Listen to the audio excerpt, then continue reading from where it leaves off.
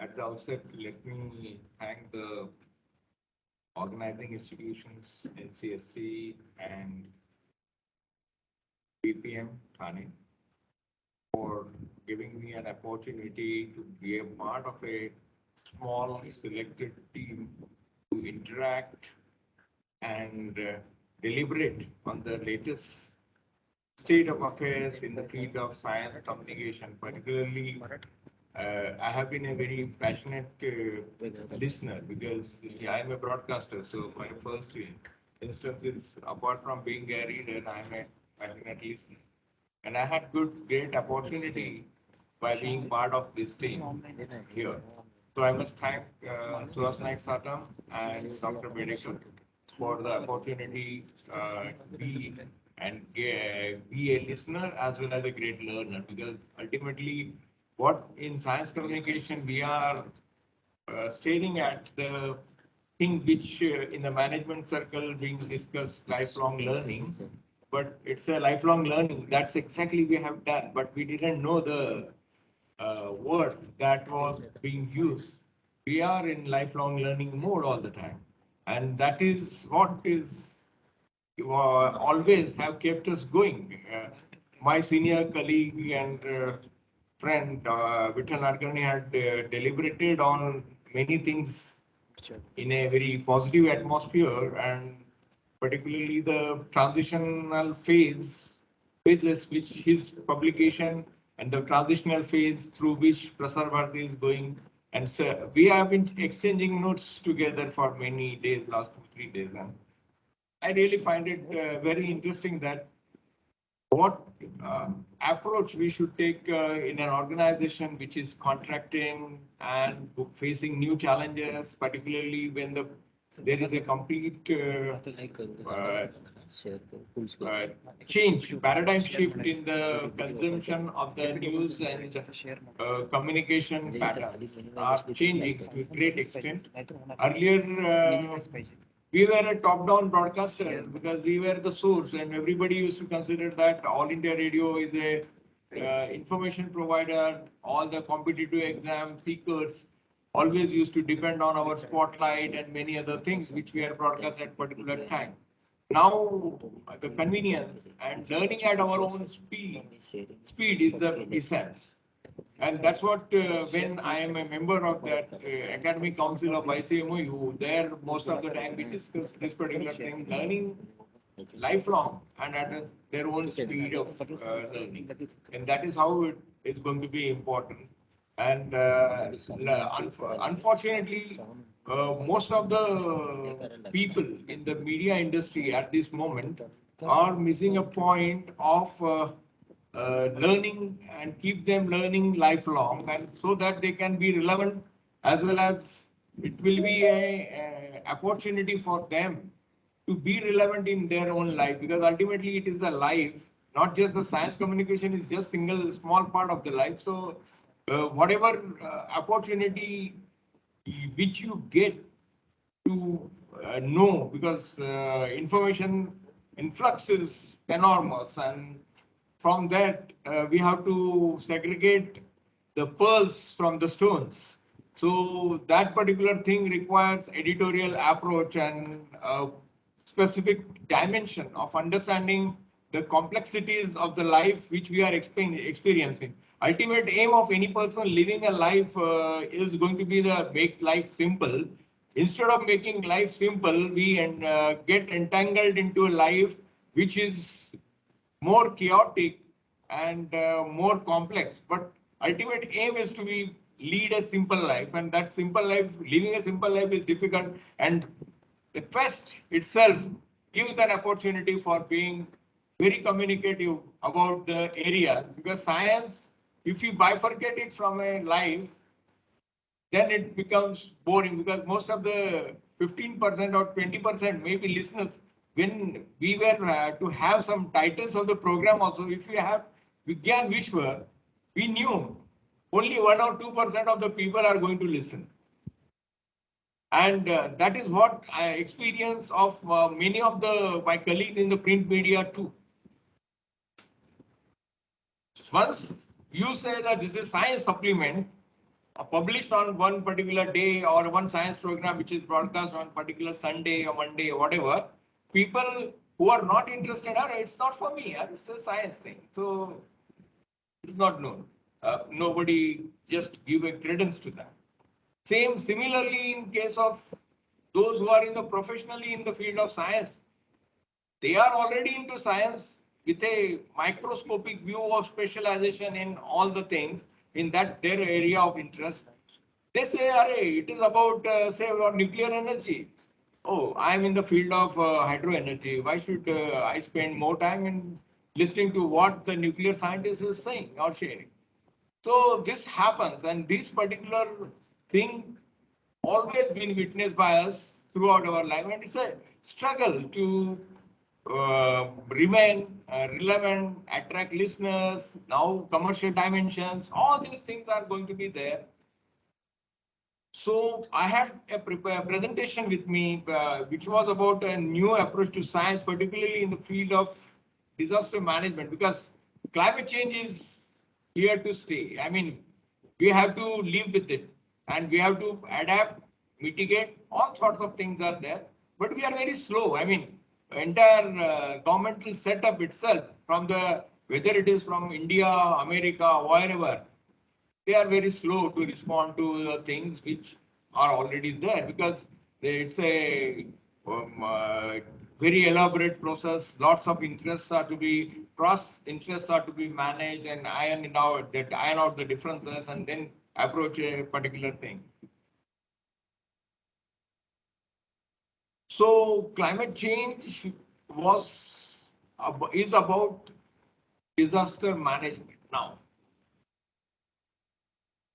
I remember in 1999 there was super cyclone in Odisha, and National Disaster Management Authority was set up,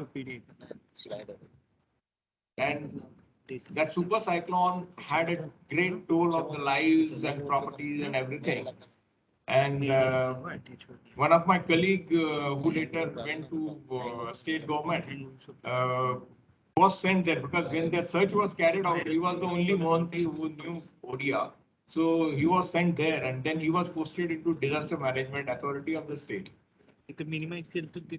In disaster management scenario, which is the media, which is a medium which can be used for most effective communication and to reach the people. So it is radio which is being prescribed. It's not the television, because that time television was in full swing and everybody thought, "Arey, why radio? Why not television? It's a glamorous medium." And it proved in 2013 again when Kedarnath happened. Television couldn't reach there easily, as the radio reached. Ham radio also was used there. Not only we as a Prasar Bharati public service broadcaster reached there, but the amateur ham radio people also reached there.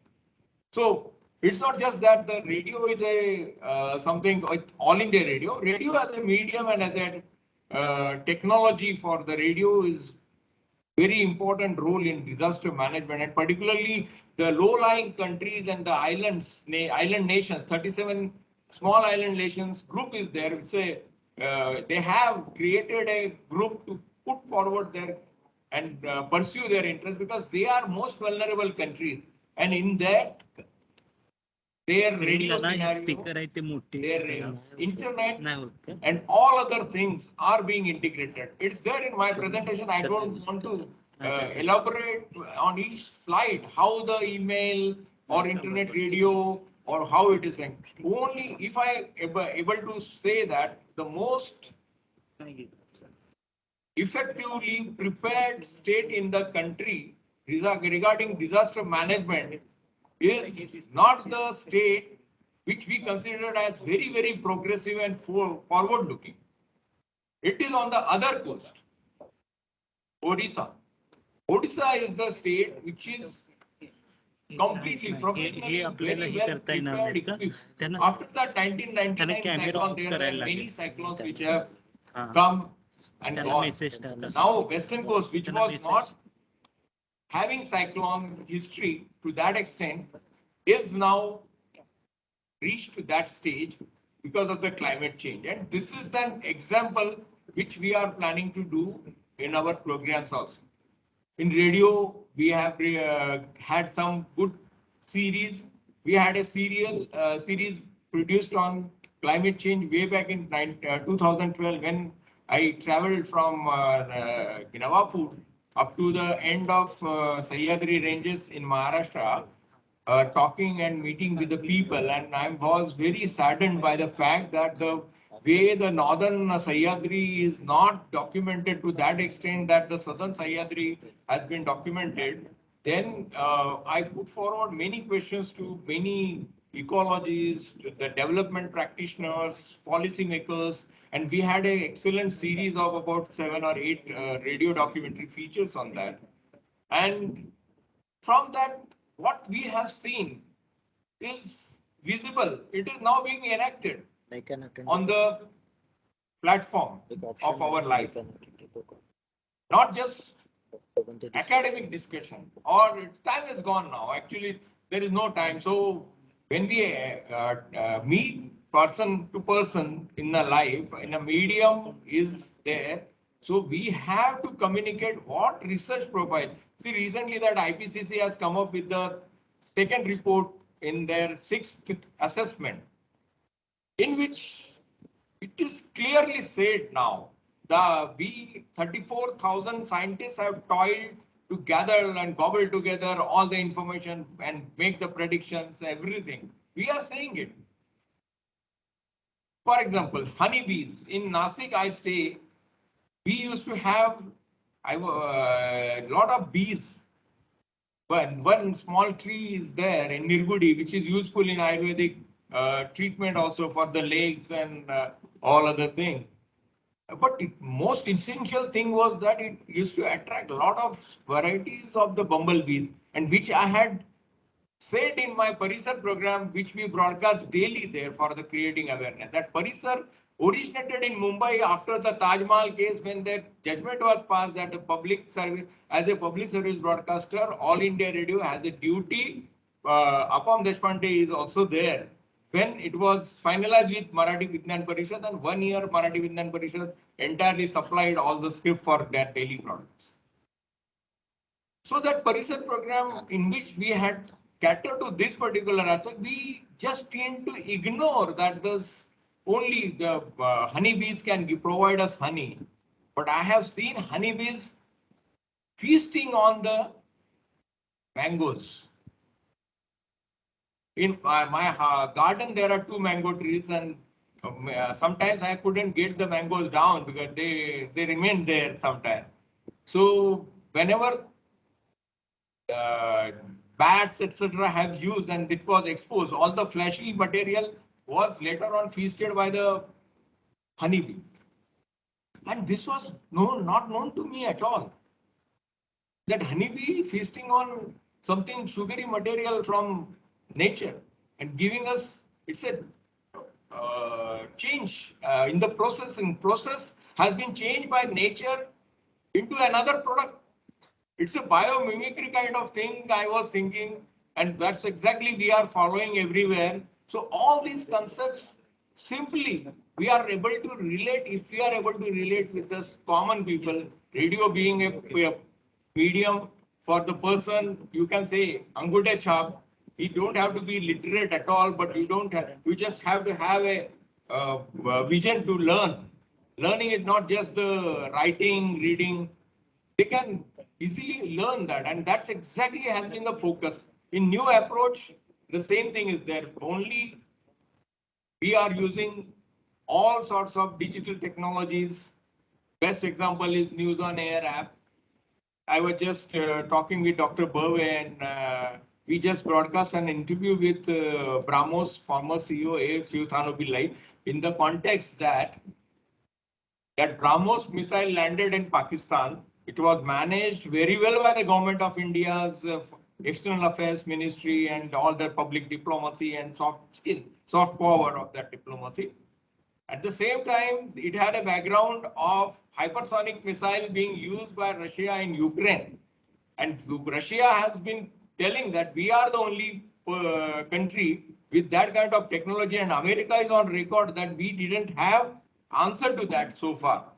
So that everything, this was a time when as a science broadcaster, though many times which I had to be very, very diplomatic with my bosses also to put and give the titles of the program so that it doesn't cross their lines. So that interview was broadcast today at 9:30 to 10:05 on it was listened by Dr. Barve on the News on Air app because this technology on that News on Air app you can listen to that radio even in the Siberia. So this is how the science broadcasts are to be used in this context.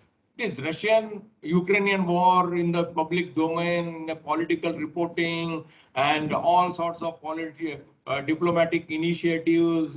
How do a science writer, science journalist, science broadcaster approach this saying without saying that it is as well a science story?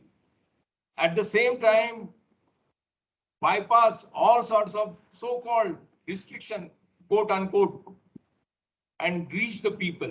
And that was the thing which we used. That Shivdhanu Pillai's interview, I was then how in that his words only we came to know that how the Brahmos came about, in which he has shared all the details.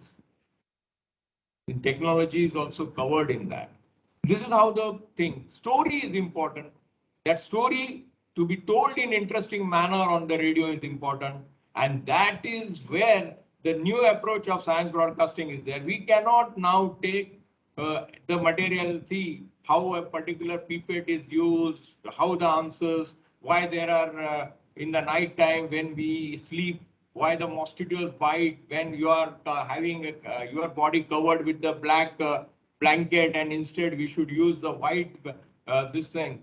These are the things which the common listeners can relate to, and that is where the radio will have a dominance in shaping their scientific attitude as prescribed in our constitution. That radio will do that. It is a scientific temper, which is the duty of the state to be created in the country. And that is how we are trying to do as much as possible using the technology. Internet radio is still there. We are News on Air app was a major change in the overall profile of listeners, because earlier we used to be worried about the age profile of our listener. It was beyond 45, beyond 50 years of age.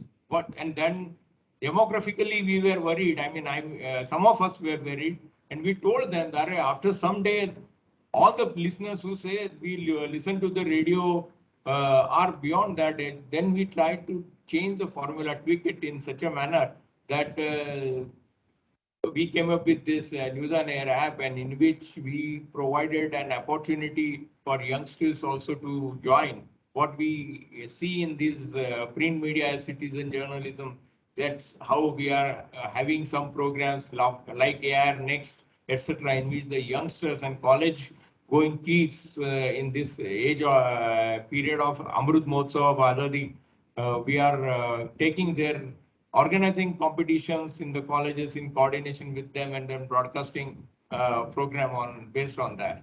All these kind of things we are taking up, and we are trying to reduce the listening age of our listener profile so that there will be a future of radio always intact, because once demographically the generation ages, if there are no newcomers to replace them, naturally the new problem arises as it has been there.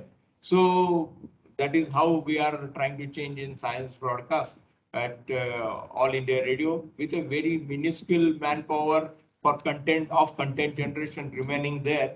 We are doing our best, and that is what is giving the tremendous satisfaction to me, people like me, to be a science communicator and journalist, broadcaster, and enjoy the life as well by being in that profession. Thank you.